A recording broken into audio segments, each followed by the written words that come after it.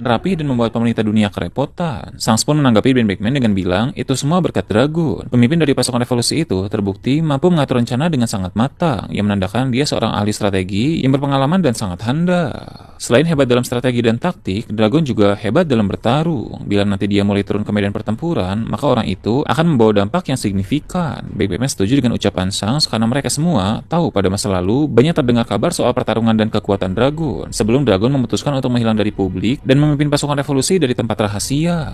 Cepat atau lambat, Dragon akan kembali muncul di hadapan publik untuk menuntaskan apa yang telah dia mulai. Ben Beckman kemudian bilang, sekarang pemerintah dunia harus segera mengambil tindakan serius untuk mengatasi permasalahan yang ditimbulkan oleh pasukan revolusi. Yasop yang juga mendengar percakapan tersebut menanggapi dengan berkata, itu berarti pemerintah dunia akan segera menggerakkan para kesatria suci, karena ini sudah masuk dalam masalah besar. Dia pun bertanya kepada Sans, apakah menurut Sans orang itu akan segera bergerak. Orang itu yang dimaksud oleh Yasop tak lain adalah kembaran Sans yang merupakan kesatria suci. Jadi baik Sans maupun para kru inti bajak laut Akagami, mereka semua tahu Sans memiliki saudara kembar. Ini masuk akal karena sebagai seorang Yonko yang memiliki jaringan informasi luas, tak aneh bila ternyata Sans telah menyelidiki asal-usul dari keluarganya, sehingga dia tahu bahwa dia berasal dari keluarga Vigarland dan memiliki saudara kembar identik di kalangan kesatria suci. Sans pun menjawab pertanyaan Yasop tadi dengan bilang bahwa mungkin saja saudara kembarnya itu akan bergerak di tengah situasi seperti sekarang ini, karena berdasarkan informasi yang ada, orang itu merupakan kesatria suci yang sangat kuat dan punya reputasi yang sangat gemilang. Lakiru yang juga berada di dekat mereka berkata bahwa sampai sekarang dia masih merasa takjub ada anak kembar yang terdiri dari seorang Yonko dan kesatria suci. Menurutnya, kehidupan memang sangat unik. Dia juga bilang kepada Sans, dalam situasi tertentu pada masa depan nanti, mungkin saja akan ada momen di mana Sans harus berhadapan dengan kembarannya itu. Sans pun tersenyum dan menjawab dengan santai bahwa segala sesuatu memang mungkin di dunia ini, karena apa saja bisa terjadi, termasuk bertarung melawan kembarannya sendiri. Pertarungan antara Yonko Sans dan kembarannya yang merupakan kesatria suci pasti akan sangat mengguncang dunia.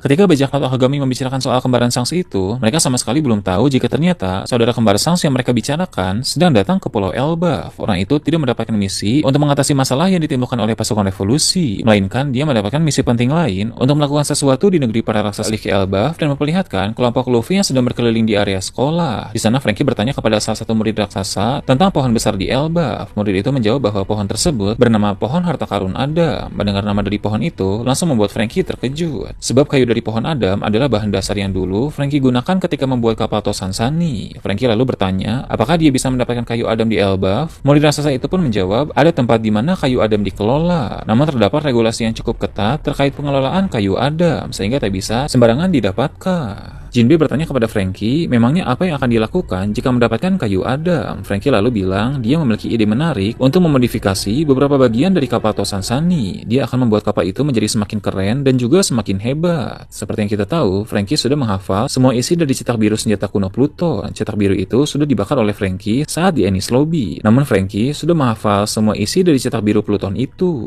Jadi di Elbaf ini, jika Franky bisa mendapatkan kayu Adam yang sangat banyak, maka dia akan mengaplikasikan desain dari senjata kuno Pluton kepada kapal Tosansani, sehingga persenjataan di kapal bajak laut topi jerami itu akan hampir setara dengan senjata kuno Pluto.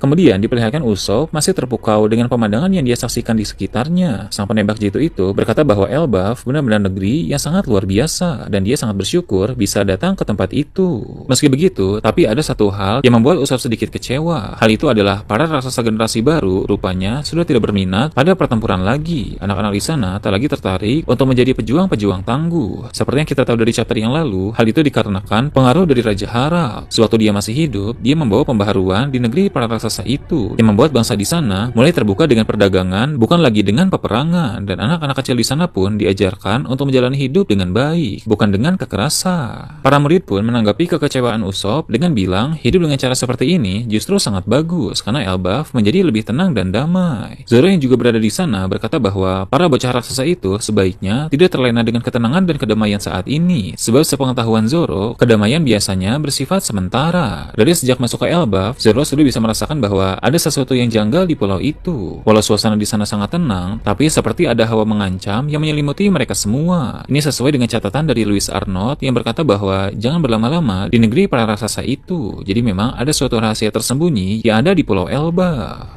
Para murid di tempat tersebut yang mendengar firasat buruk Zoro itu langsung meminta sang pendekar pedang tersebut untuk tidak menakut-nakuti mereka. Rupanya para anak-anak di sana pun tidak mengetahui soal rahasia kelam saat ini. Di sana Dragon mendapat laporan bahwa para ksatria suci sudah mulai bergerak untuk menghadapi pasukan revolusi. Telah ada beberapa kapal pasukan revolusi yang mereka hancurkan. Berdasarkan laporan itu, diketahui juga ksatria suci sangat kuat sehingga bukan hal sulit bagi mereka untuk menyerang kapal-kapal milik pasukan revolusi. Tak cuma itu, Bondola yang awalnya berhasil disabotase dan selalu dirusak oleh pasukan revolusi setiap kali pihak pemerintah dunia mengisinya dengan makanan, kini telah diganti dan dikuasai oleh ksatria suci. Berhubung ada ksatria suci di Bondola, maka anggota pasukan revolusi tak lagi bisa mendekat, sebab siapapun yang mendekat akan langsung dikalahkan. Jadi, sementara saudara kembar Shanks dan seorang wanita yang bersamanya dikirim untuk melaksanakan misi di Elbaf, para ksatria suci lain pun sedang bergerak untuk mengurusi masalah dari pasukan revolusi. Koala yang juga mendengar laporan tersebut berkata bahwa keadaan rupanya sudah menjadi kacau. Namun Dragon bilang justru semua sesuai rencana, sebab tujuan Dragon adalah untuk memancing keluar para ksatria suci, dan kini mereka mulai bergerak keluar seperti yang dia harapkan. Dengan begitu, maka Dragon pun tahu sudah saatnya untuk beraksi. Dia dan para komandan revolusi akan mulai bergerak. Ivankov terlihat sangat bersemangat karena setelah sekian lama, akhirnya dia bisa menyaksikan Dragon kembali bertaruh. Kemudian cerita kembali ke Pulau Elbaf. Seperti yang kita tahu, para kru bajak laut Giant Warrior sedang berkumpul bersama dengan Hajirudin dan kawan-kawan untuk menanti Luffy dari tempat Sao. Mereka akan segera menyelenggarakan pesta yang sangat meriah di sana. Namun tiba-tiba terjadi kekacauan di tempat itu. Dua ksatria suci yang ada di Elbaf pun muncul di lokasi Dori, Brogy, dan kawan-kawan. Para ksatria suci ini bisa bergerak dengan cepat menggunakan teknik Soru dan juga bisa berjalan di udara dengan teknik Geppo, sehingga pergerakan mereka sangat lancar walaupun wilayah Elbaf sangat besar. Mereka berdua pun melancarkan berbagai serangan ke arah para raksasa di sana. Hal itu mengakibatkan para raksasa mulai bertumbangan dan keadaan menjadi semakin tidak terkendali. Para raksasa juga mencoba melawan, tapi usaha mereka menjadi sia-sia karena pergerakan dua ksatria suci itu sangat cepat dan serangan-serangan dari mereka pun terbilang sangat kuat. Pada akhirnya, hampir semua raksasa menjadi tumbang. Yang tersisa hanya Dori, Brogy, dan juga Hajirudin. Hajirudin juga terlihat sudah terluka parah dan sangat kesulitan untuk berusaha bertahan. Perlu diingat bahwa Hajirudin memang tidak terlalu kuat karena dulu saja saat di Colosseum Dressrosa, dia ditumbangkan oleh Luffy hanya dengan satu pukulan. Di antara para raksasa di tempat itu, yang paling bisa diandalkan hanya Dori dan Brogy saja. Namun tetap saja, mereka berdua pun mengalami kesulitan besar. Mereka bertanya, siapa dua orang yang tiba-tiba menyerang itu? Mereka juga sangat penasaran dengan sosok yang terlihat mirip dengan Shanks. Meski memiliki wajah yang mirip dengan si rambut merah itu, Dori dan Brogy tahu dia adalah orang yang berbeda. Karena aura yang dia pancarkan terasa sangat jahat, berbeda dengan Shanks. Dia juga mempunyai lengan yang lengkap dan tidak memiliki bekas luka di mata kirinya. Dori lalu bertanya kepada Brogy, haruskah mereka menyerang dengan Hakoku? Brogy menjawab, itu tidak akan berhasil karena musuh bisa bergerak dengan sangat cepat, sedangkan Hakoku butuh waktu untuk mengambil ancang-ancang terlebih dahulu. Satu-satunya yang bisa dilakukan adalah menyerang dari jarak dekat, meskipun itu juga beresiko. Pada bagian akhir chapter, Dori dan Brogy maju ke arah musuh. Sementara itu, dua ksatria suci tersebut langsung melompat juga ke arah mereka dan siap untuk saling serang. Seperti yang